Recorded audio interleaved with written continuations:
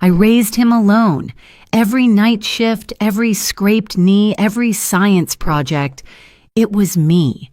And on the biggest day of his life, I sat there like I was invisible. No speech, no mention, no seat at the head table. His new in-laws smiled politely, like I was the help. His bride called me Linda, not Mom.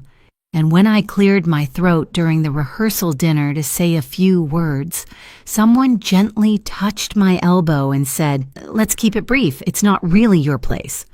So I didn't say a word, not when the music played, not when the cake was cut, not even when I was asked to move so the photographer could get a better family shot.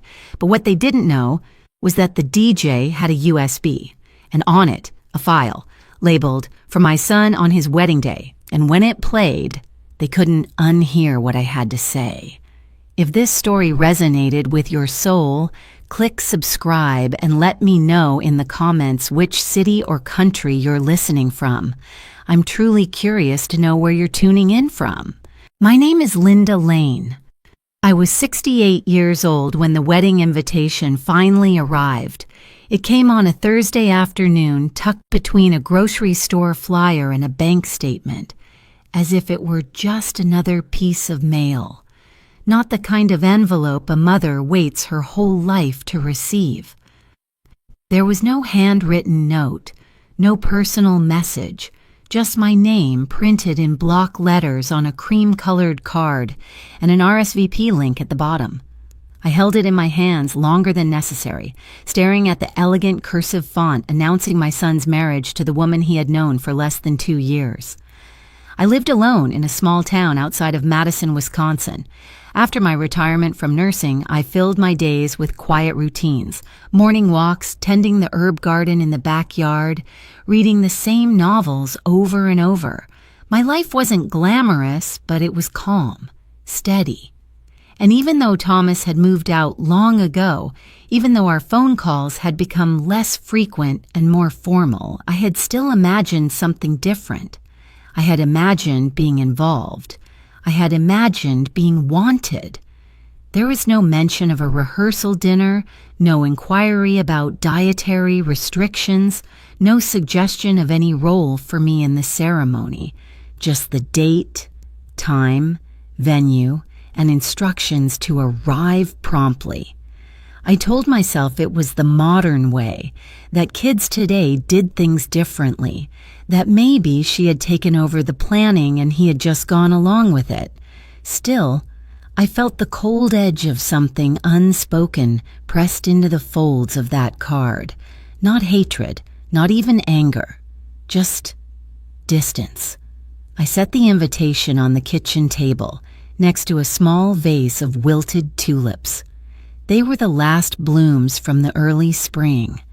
I hadn't replaced them. I watched the way their petals drooped and curled inward, as if drawing back from the world. Something about that mirrored how I felt. It had been years since I'd been invited anywhere that mattered, since anyone had asked me to dress up, since anyone had saved me a seat. I went upstairs to the bedroom, opened the closet, and ran my fingers across a line of dresses I hadn't worn in a decade. Some were from church gatherings, others from retirement parties, a few from birthdays that came and went with little fanfare.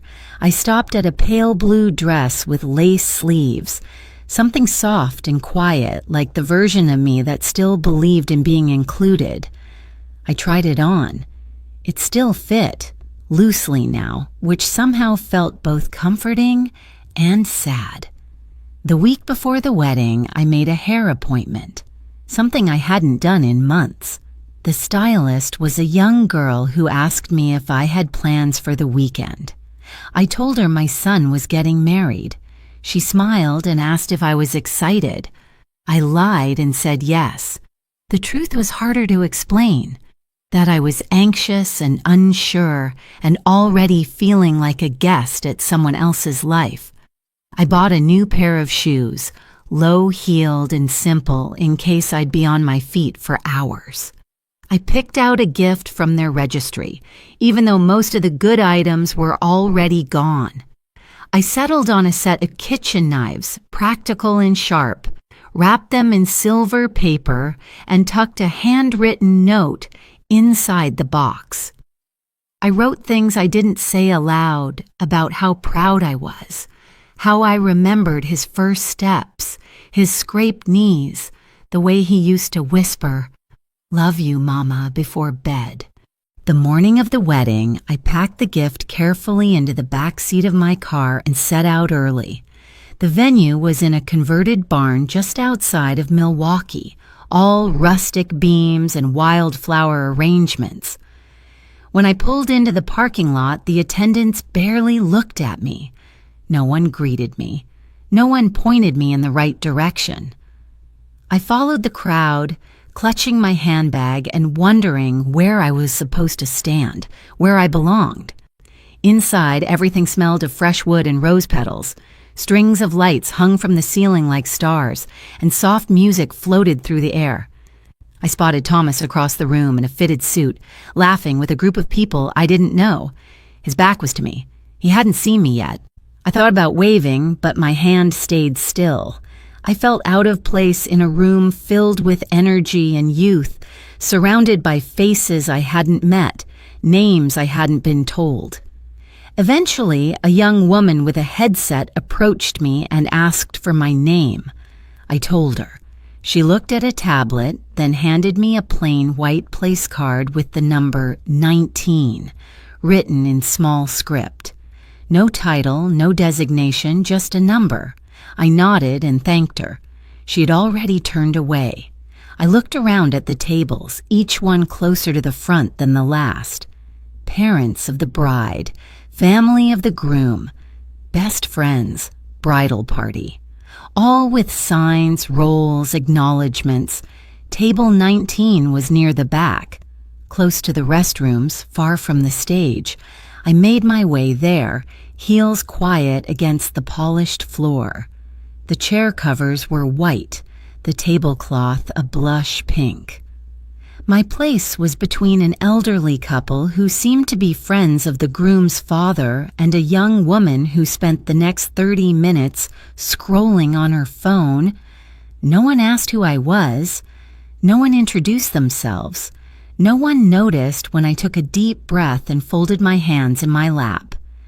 I sat there, staring at the champagne flute in front of me, wondering if it would have made a difference had I not come at all. Wondering if I would have been missed, wondering if my son had forgotten how much I gave to get him here, to this moment in this suit, in this barn strung with lights. The room filled with noise and laughter, cameras flashed, music swelled. I sat at table 19, the mother of the groom, with nothing to do and nowhere to be. I arrived early, hoping to catch a glimpse of him before the ceremony began. I wasn't expecting a private conversation or a warm embrace. I knew better than to dream in vivid colors anymore, but I thought maybe I'd at least be acknowledged. A nod, a glance, a moment that said, "I see you." Instead, I stood near the entrance as guests trickled in, one after another, in pairs and groups, all beautifully dressed, all seemingly knowing exactly where to go and who to talk to. They smiled and laughed and hugged one another like a cast of a show I was never invited to audition for. No one looked at me. No one asked if I needed help. I stood there for several minutes, adjusting the small clutch in my hands, my fingers smoothing the edge of my dress again and again. Eventually, I took my seat at the table assigned to me. It was near the back, close to a set of double doors that led to a hallway where the staff came and went with trays of appetizers. The chairs were neatly aligned, the table elegantly set. But it was clear that this wasn't where the family sat. It was the overflow zone, the part of the room they hoped wouldn't appear in photographs. I tried not to read into it, but every detail screamed at me that I didn't belong. As the ceremony began, the music swelled and everyone stood. I craned my neck to see between the tall guests in front of me, catching only glimpses of white lace and flower petals as the bride walked down the aisle. I saw the back of my son's head, still and poised, as he waited at the altar. He didn't turn. He didn't look back. I whispered his name under my breath, not expecting him to hear me, but simply needing to say it.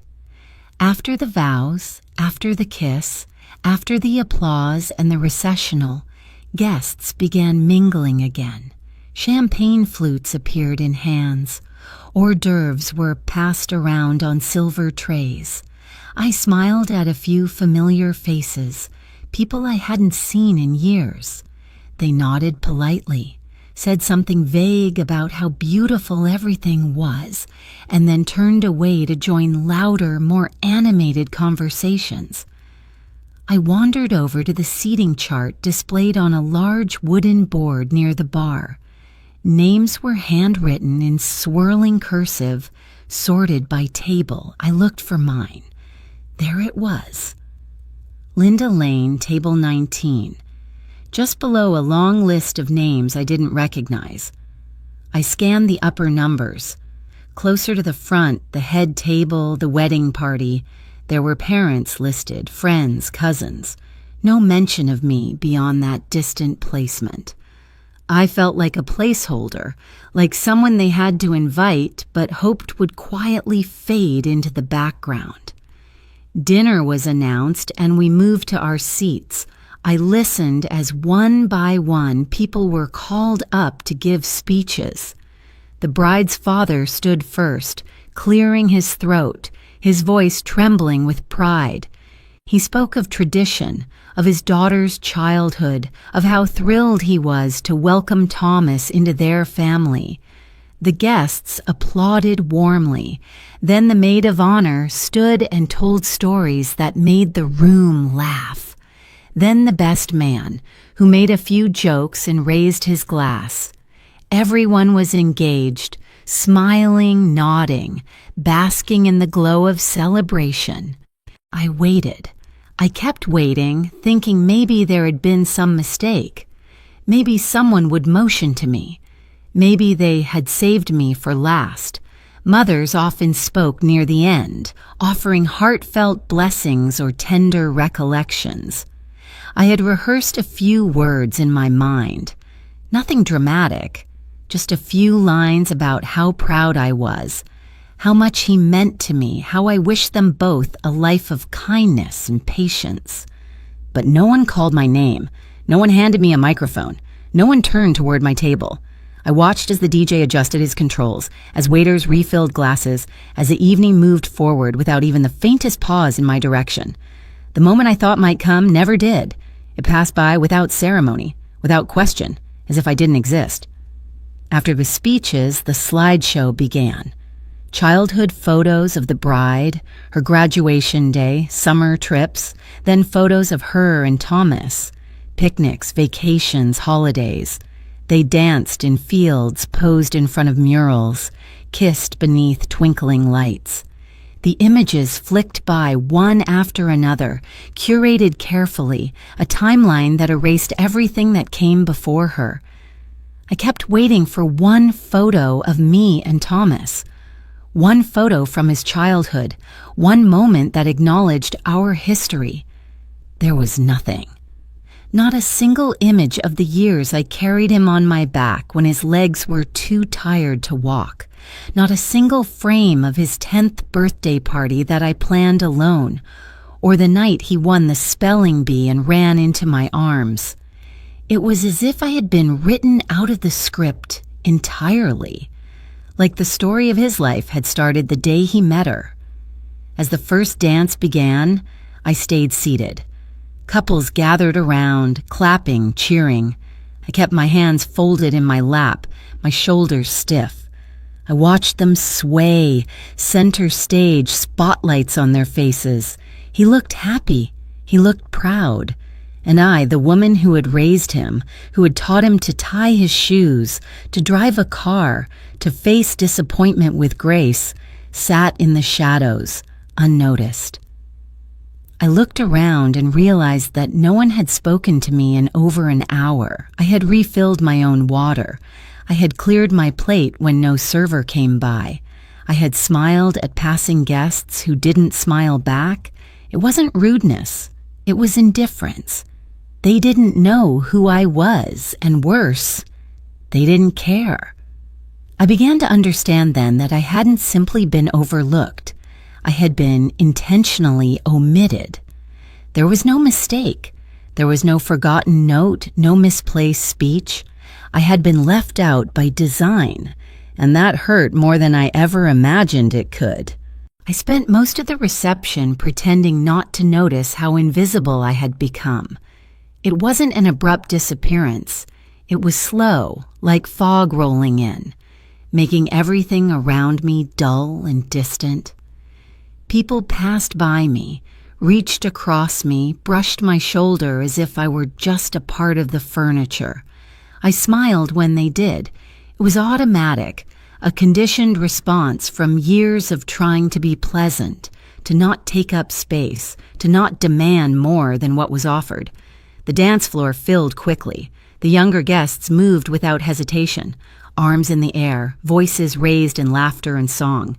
The music pulsed through the floorboards beneath my feet, but I felt no urge to join.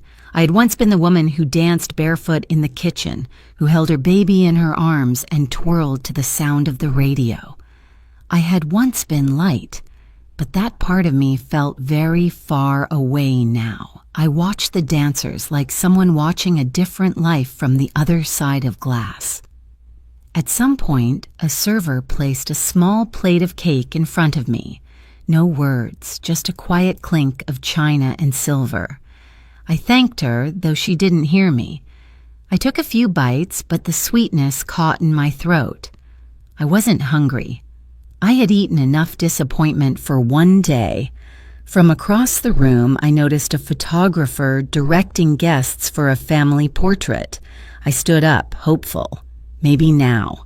Maybe this was the moment I would be pulled in, included, asked to stand beside my son like I mattered. I began to walk toward the group. I smoothed my dress and tucked a loose strand of hair behind my ear.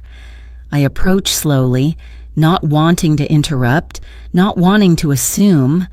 But just as I got within a few feet, the photographer waved her hand toward me without turning her head. Not a gesture of welcome, a signal to move, to get out of the frame. I froze.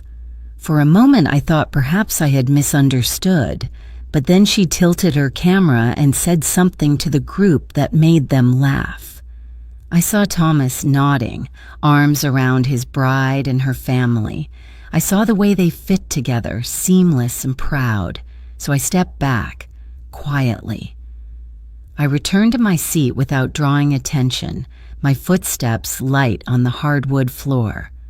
I sat down and stared at the remains of my cake. The icing now melted and smeared. The music changed again. A new beat rising, and the party resumed, but I didn't hear it. I heard only the hum of absence, the white noise of being unnecessary. Later, I walked toward the restroom, partly because I needed to, partly because I needed a moment to breathe. In the hallway, I passed a group of young women in satin gowns, bridesmaids. They barely glanced at me. One of them looked me over and handed me her clutch without a word, mistaking me for an attendant. I took it. I held it for a moment as she adjusted her makeup, then gave it back. She said nothing. She didn't thank me. She didn't ask my name. I stood in front of the mirror, washed my hands slowly, and stared at my own reflection. My face looked older in that bathroom light, not tired, just worn, as if time had settled itself permanently into every line. I didn't look like the person they remembered. Maybe I didn't look like his mother anymore. Maybe I had stopped being her in their eyes the moment he slipped a ring on someone else's finger. When I returned to the main room, the DJ was taking requests. A group of guests crowded around him, laughing, offering tips, making dedications. I waited until the cluster cleared, then approached. I asked if there might be a chance to say a few words, something short, just for the groom. The DJ glanced at the schedule and shook his head, flipping through his playlist. He didn't ask who I was. He didn't offer sympathy. But he did mention he could play a track if I had one. That was the rule, he said. No live interruptions, but pre-recorded audio was allowed. That moment sat with me. I thought about the USB I had tucked into my purse. I had recorded something weeks ago, not out of certainty, but out of instinct. I hadn't known why at the time. Just a quiet voice inside me that said, "Prepare." I didn't expect to need it, but standing there, beside a DJ who didn't know my name, in a room full of people who didn't care if I was even present, I realized I did. I handed him the USB without a word. He took it and placed it with the others, asking for the title of the file. I told him. He nodded, wrote it down on a post-it, and returned to his equipment. I walked away. I didn't feel triumph or bitterness or revenge. I felt numb, like a woman walking through snow without gloves, the cold not hurting anymore because her skin had stopped responding. I returned to table 19, sat down again, and tried to collect myself. Around me, the party continued. Toasts were made, glasses were raised. People took selfies and clinked their forks against glasses to make the newlyweds kiss. I clapped politely when others did. I smiled when someone glanced my way. I performed motherhood like a silent role in a play that had rewritten its script. No one asked why I was quiet. No one noticed the shift in me, the way I had stopped waiting. I looked across the table at a melting candle and thought of all the times I had held a light for someone else, only to find myself sitting in the dark. I was still there. I had come. I had watched. I had remained. But in every way that mattered, I had already been erased. It started as a whisper in the back of my mind, a flicker of intuition, a quiet suggestion that came to me in the middle of a sleepless night. I had been lying in bed, staring at the ceiling fan spinning slow circles above me when the thought arrived. What if no one asks you to speak? What if you sit there all dressed up and no one offers you the floor? I tried to dismiss it. I told myself I was overthinking, that I was being dramatic, that of course there would be a place for me, but the thought didn't leave. It came back the next night, and the one after that, until I finally listened. I had never recorded anything like that before. I wasn't tech-savvy, and I didn't like hearing the sound of my own voice, but something told me I needed to do it. I borrowed a small voice recorder from the library, the kind students use for lectures, and I waited until the house was completely still. Then I sat at the kitchen table, just me and the machine, and I pressed record. At first, I didn't know what to say. I fumbled. I paused. I started over, but eventually the words began to flow, not as a speech, not as a performance, but as a letter, a voice carved in time, preserved in case I never got the chance to use it. I didn't write anything down. I didn't read from a page. I spoke from memory, from emotion, from years of being a mother who gave everything and asked for almost nothing. I talked about the night he was born, how the nurses placed him in my arms, and I whispered promises to him that I kept for decades. I told him about the nights I worked double shifts and came home to help him with math homework. I barely understood myself. I spoke about the time he caught the flu, and I stayed awake for 3 nights straight, checking his temperature every hour, waiting for the fever to break. I told him that love is not always loud or glamorous or visible, that sometimes love is packing school lunches at 4 in the morning, or sitting through school recitals in plastic chairs with a backache, or clapping the loudest even when your child forgets his lines. I reminded him of how I stood on freezing sidelines during his soccer games, how I clapped even when he lost, how I drove him to practice every day after my shifts at the hospital without ever once letting him see how tired I was. And then my voice softened. I spoke to his bride. I told her that I hoped she would build something real with him, something rooted in patience and grace, that a marriage isn't made from Instagram posts or flower arrangements, but from the 1,000 small choices you make to show up, even when it's hard, even when you don't feel like it, even when no one sees you do it. I said I hoped she would be the kind of woman who let love age honestly, not a woman who erased the people who came before her. I didn't cry during the recording. My voice trembled in places, but I stayed composed. I spoke slowly, clearly, like I wanted each word to land and linger. Near the end, I paused. I sat in silence for a moment, hearing nothing but the faint hum of the refrigerator behind me. And then I said what I hadn't planned to say. I said, if you don't see me at the front table, if you don't hear my name called, if no one tells you that I mattered, let this be the proof that I was here, that I loved, that I gave, that I held my place quietly but fiercely. I said that sometimes the people who are left out have the deepest roots, that sometimes the ones who are forgotten are the ones who held everything together. And then I ended with one simple line. No matter what, you were always my boy, and even if you forget me, I will always remember you. I listened to the recording once after I finished it. I sat at the same table, the lights dimmed, and I let the sound of my own voice wash over me. It didn't sound like the woman I saw in the mirror. It sounded stronger, clearer, like someone who had finally decided she didn't need permission to speak.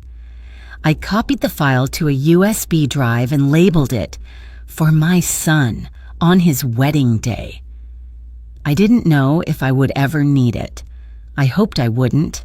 I hoped I'd stand at a podium with a glass in my hand and a microphone, and I'd read a different version out loud to a room that smiled back at me.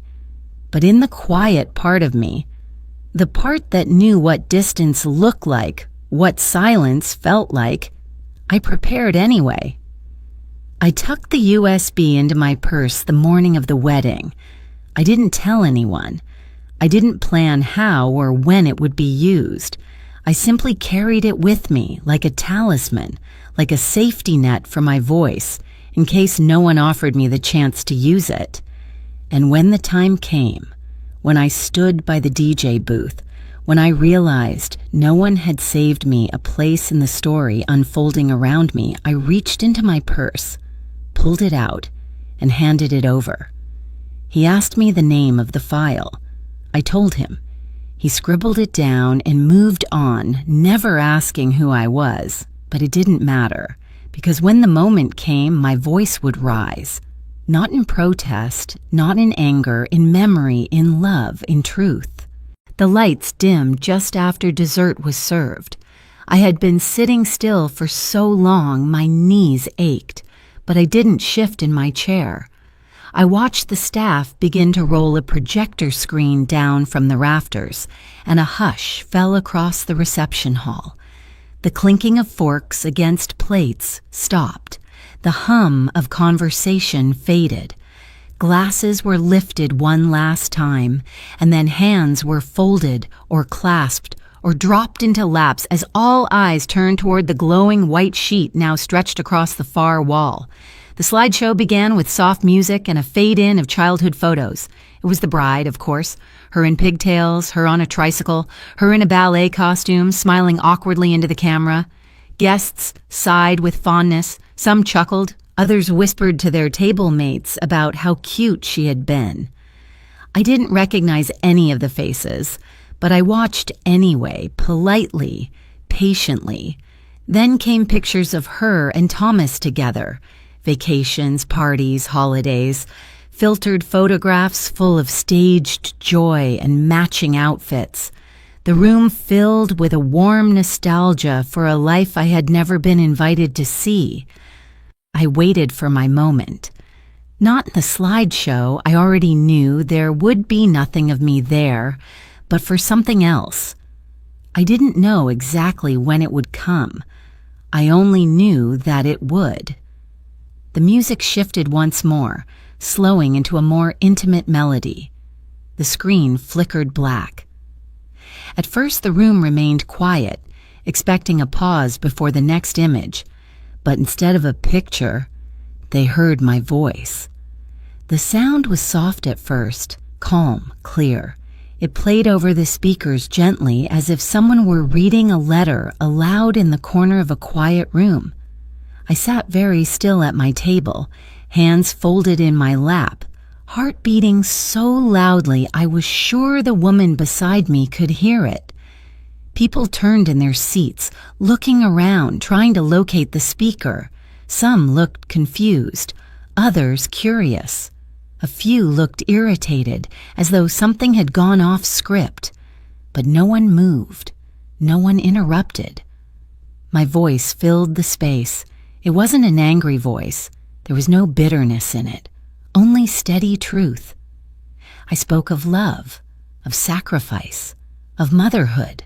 I spoke of late nights and first steps, of scraped knees and whispered prayers in hospital parking lots. I spoke of standing on the sidelines, of watching from the background, of being proud even when I was exhausted. My voice didn't crack. I had practiced this moment in my mind without realizing it for years. I knew how to speak when it mattered. I heard someone gasp when I mentioned holding Thomas the night he ran a fever so high I nearly called an ambulance. Another voice muttered something, maybe a question, maybe a protest. But no one spoke over the recording. It moved too fast for them to catch it, yet slow enough to pierce. I didn't look at Thomas. I couldn't. I didn't know what face he wore in that moment, whether it was shame or confusion or something else entirely. I only knew he was hearing me, truly hearing me for the first time in a very long while. When I addressed his bride, there was a shift in the air. I wasn't cruel. I wasn't scolding. I spoke gently with the measured clarity of a woman who had waited a long time to say a few very important things. I wished her well. I asked her to take care of him, to remember what came before her. I asked her not to erase the woman who had raised him, not to treat a mother like an old chapter in a book they were trying to forget. I didn't tell them I was hurt. I let the silence between my sentences do that. I didn't accuse anyone. I let the facts speak louder than blame. I let the weight of absence, my absence, settle into their laps like a slow realization that perhaps they had missed something irreplaceable. And then, near the end, came the line I remembered most. It was one I hadn't rehearsed. It had come to me only in the moment I first recorded it, but it rang louder in that room than anything else I had said. If you don't see me at your table, it's not because I didn't want to be there. It's because you didn't leave me a chair. The room was completely silent. No claps, no whispers, no movement, just stillness. A kind of stillness I hadn't felt in years. I could feel the eyes on me now. They knew whose voice it was. They didn't need confirmation. The audio ended quietly. No dramatic fade out, just the natural end of a sentence, and then nothing but the low hum of the sound system, reverting to standby. The light stayed dim for a moment longer, like the room itself needed a second to adjust. Then the projector screen rolled back into the ceiling. No one said anything right away. The music didn't resume. The DJ didn't try to fill the silence with applause or a joke. People sat still in their chairs, napkins clenched, eyes lowered. I watched the way they avoided each other's glances, how some reached for their drinks or straightened the cutlery in front of them just to have something to do. I didn't stand up. I didn't wave or smile or look for approval.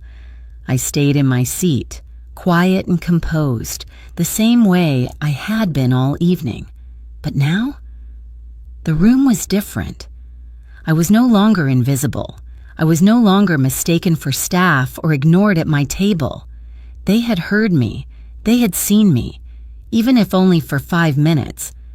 And maybe that was all I had ever needed. Not a spotlight, not a standing ovation, just to be acknowledged, just to have a moment that belonged to me. The room didn't return to normal right away. It couldn't. My voice still lingered in the air, as if it had settled into the corners of the ceiling, into the folds of the linen napkins, and the flickering flames of the votive candles. The silence that followed the recording had weight. It pressed down on every table, filled every empty space between the plates and glasses. People shifted in their seats, but no one seemed quite ready to move. It was as if the entire reception had been knocked slightly off balance, and no one knew which direction to lean in to catch themselves. The music didn't start again for several minutes. I think even the DJ hesitated, unsure of what kind of song could possibly follow what had just played. I watched him from a distance as he looked around, shuffled his list, then finally pressed a button that sent a soft instrumental tune through the speakers. Something safe, something neutral, but the guests didn't rise from their seats right away. Their conversations resumed only in cautious whispers, like children afraid to speak too loudly after witnessing something sacred. I sat still, keeping my gaze steady on the centerpiece in front of me. It was a tall glass vase filled with hydrangeas, tinted blush and ivory. I counted the petals as if they could anchor me in the moment. I didn't want to look around the room yet. I wasn't ready to see the eyes that had watched me all night without seeing me at all. Now they had heard me, and that changed things. I felt it in the way their glances occasionally brushed past me, quickly, uncertainly, as if looking for the right expression to wear and not finding it. One woman from a nearby table leaned toward her companion and whispered something behind her hand. The other nodded, her brow furrowed. A few rows up, a man in a gray suit rubbed his jaw and kept his eyes low, his dessert untouched. At another table, a bridesmaid reached for her glass with trembling fingers. She wasn't smiling anymore. I wasn't naive enough to believe that my voice alone had changed their hearts, but I knew it had interrupted the fantasy, the neatness, the performance, the idea that everything was picture perfect and tightly controlled. My words had disturbed that surface, cracked it just enough for reality to seep in, and now they didn't know what to do with the discomfort. Across the room, the bride sat frozen. Her smile had vanished. Her hands were still pressed flat against the tablecloth, and her eyes flickered between the faces of her parents and the empty space beside her, the seat where Thomas had been. He was gone. I spotted him near the entrance to the patio, standing alone, his back turned to the room. He had one hand on the door frame, as if he were bracing himself against something invisible. I watched him quietly. He hadn't looked at me yet, not once since the recording had played, but he hadn't left. That meant something. A server passed by with a tray of wine, and I gently shook my head. I didn't want anything to drink. I didn't want anything at all. I just wanted to sit inside the stillness for a while longer. I wanted to memorize how it felt to finally be heard. A woman I didn't know walked past me and placed her hand briefly on my shoulder. She didn't speak. She didn't stop. Just a light touch, And then she continued on. It wasn't pity. It wasn't shame. It was acknowledgement. And that was enough. Another guest, older, perhaps a friend of the groom's father, met my eyes from across the room and gave a slow nod. I returned it, a subtle exchange between two people who understood that words weren't always necessary, that sometimes presence was its own kind of speech. The whispers didn't stop, but they changed in tone. They weren't dismissive. They weren't cruel. They were cautious.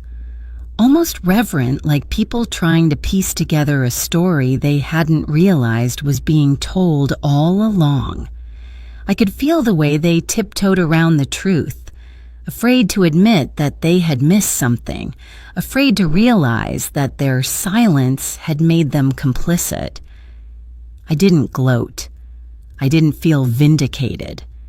If anything, I felt a quiet ache. Not for myself, but for everything they had never known about me. The parts of my life that had happened while they looked the other way. The sacrifices, the loneliness, the unspoken pride I had carried for years without asking anyone to notice. I had never asked for a spotlight, only a seat, only a voice, only a moment. And now that moment had passed, leaving its echo behind in soft, careful whispers that spread across the room like ripples in water after a stone has been dropped. The music swelled slightly. A few couples stood and began to dance again, but the energy was different now. Softer, quieter, more human. The celebration had been tempered by reality, and though no one said it aloud, I could feel it in the way people moved. Less performance, more presence. I sat back in my chair, allowing myself to exhale fully for the first time that evening. My hands relaxed in my lap, my shoulders lowered, my chest softened. For the first time in years, I wasn't holding anything back. He found me when most of the guests had already begun to drift toward the exits. The music had lowered to a hum, reduced to background noise no one really heard anymore. The waitstaff moved through the room with the quiet efficiency of people who had done this 100 times before, collecting empty glasses, straightening linens, sweeping away confetti that had settled on the floor like forgotten snow. Conversations had turned hushed and fragmented.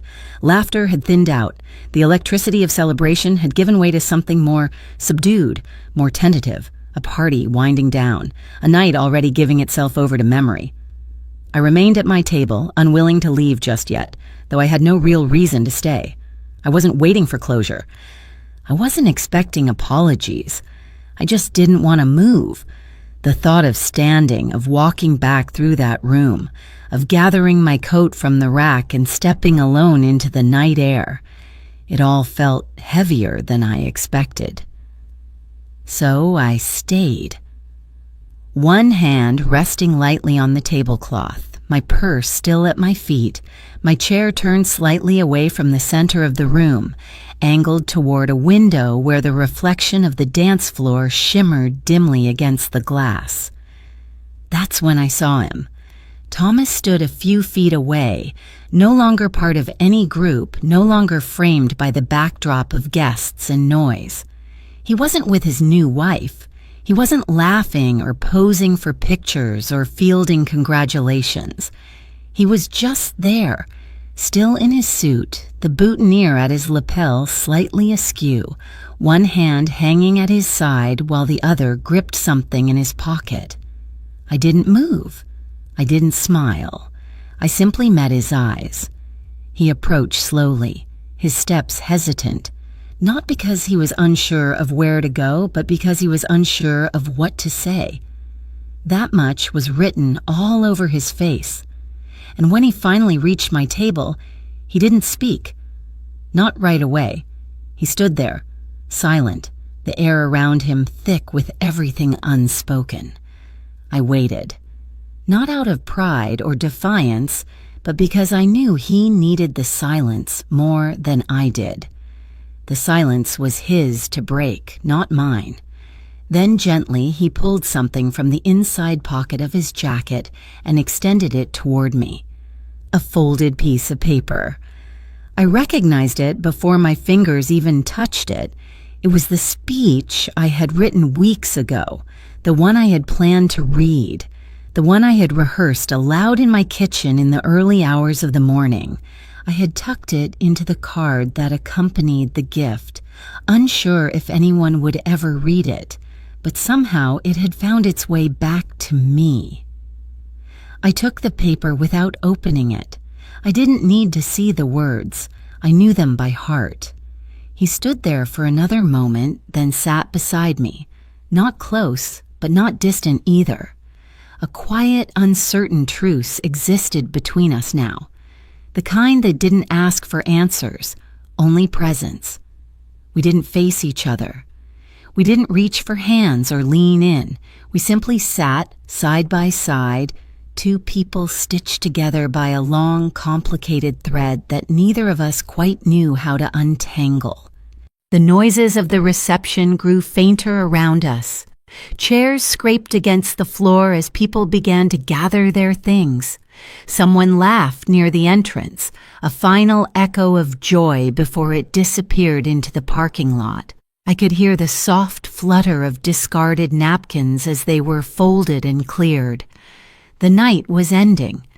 He breathed deeply once, not quite a sigh, but something close.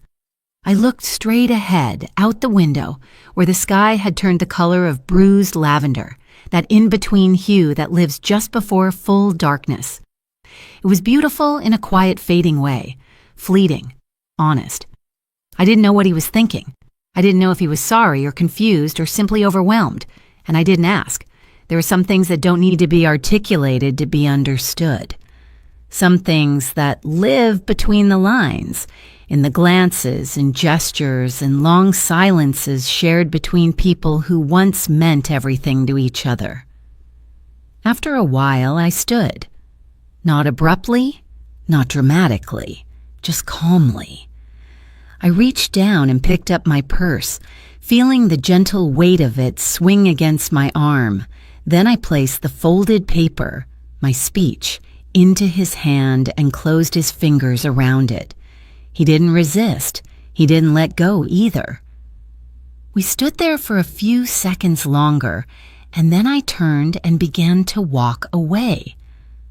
I didn't look back, not because I was angry, but because I didn't need to. There was nothing behind me that required a second glance. The night had given me what I hadn't even known I needed. Not justice, not revenge, not even vindication. Just a moment where my voice had existed in the air, untouchable and undeniable. A moment where the people who had overlooked me were forced to listen. A moment where the child I had raised had to confront the reality of who I still was. I walked past the last of the guests, past the table of wedding favors no one had bothered to claim, past the flickering candles that had begun to sputter out. I stepped out into the night and let the door close behind me. The air was cool, the sky wide and indifferent, and I breathed. I drove home in silence. No radio, no GPS voice, just the rhythm of the tires against the highway and the faint hum of the world outside the windows. The night passed slowly around me, the sky deepening into ink as I followed the familiar roads back to the quiet corners of my life. Streetlights flickered by like distant memories, some dim, some too bright, all too brief. I didn't think much as I drove. My mind wasn't empty, but it wasn't racing either. I was settling, like dust after a storm. The streets of my neighborhood were mostly dark when I turned in. Porch lights here and there, a dog barking somewhere in the distance, the comforting stillness of small-town nights. I parked in my usual spot, turned off the engine, and sat for a moment with my hands resting on the steering wheel. My front porch light was still on, glowing faintly, casting a soft yellow arc across the walkway. It was a light I'd left on for years, for my son when he was late, for guests who rarely came, for myself on nights like this. I walked slowly up the path, key in hand, heels pressing into the same cracks in the pavement I'd stepped over 1,000 times. Inside, the air smelled faintly of lavender and old books. Everything was just as I had left it. The quilt folded on the arm of the couch, the half-full glass of water on the kitchen counter, the lamp still glowing in the corner of the living room like a guardian watching the space in my absence. I slipped off my shoes by the door, padded into the kitchen, and turned on the kettle. The familiarity of the motions grounded me. Fill, click, wait, the soft sounds of home. I reached for my favorite mug, chipped slightly at the rim, the one with the faded print of a daisy, and pulled the tea tin from the shelf. I didn't rush. There was no need to. For the first time in a long while, I wasn't rushing to please anyone, to finish something before being asked for more.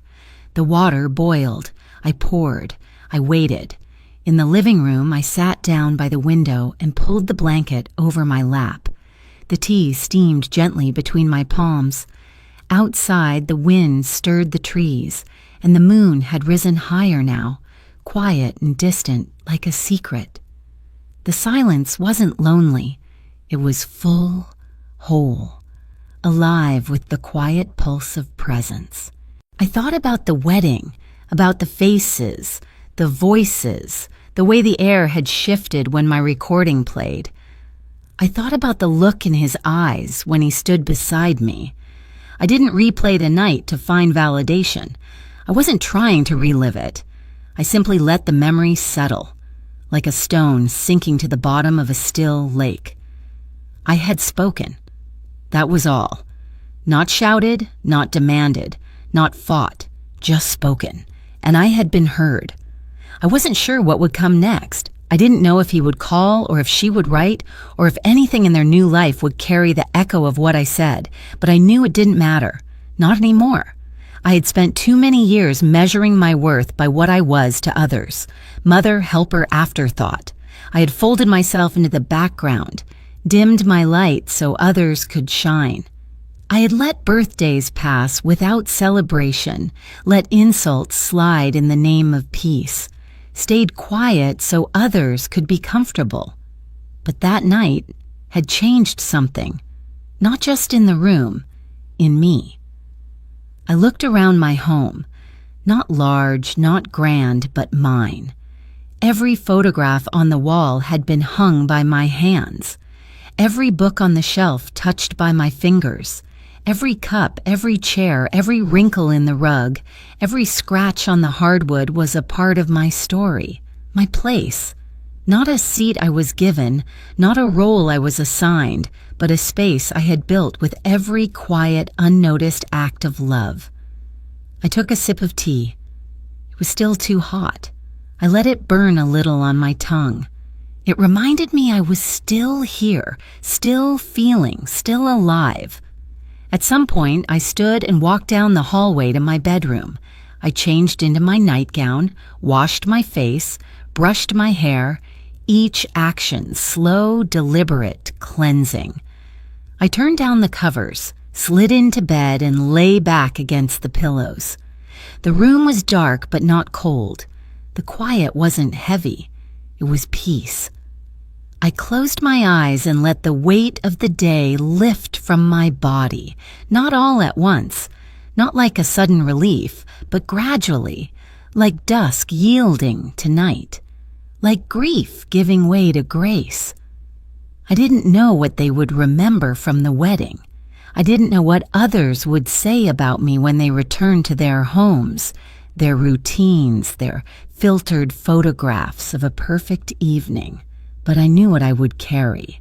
I carried the sound of my own voice. I carried the truth I had spoken. I carried myself whole and finally seen.